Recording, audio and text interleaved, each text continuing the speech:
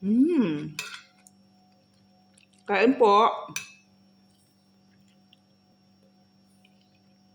Luya. Lagyan ko luya para mawala ang kuan. Bulang lang.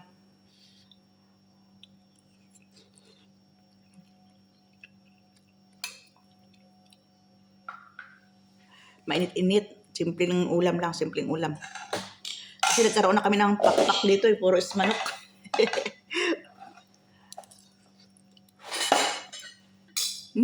Mainit pa.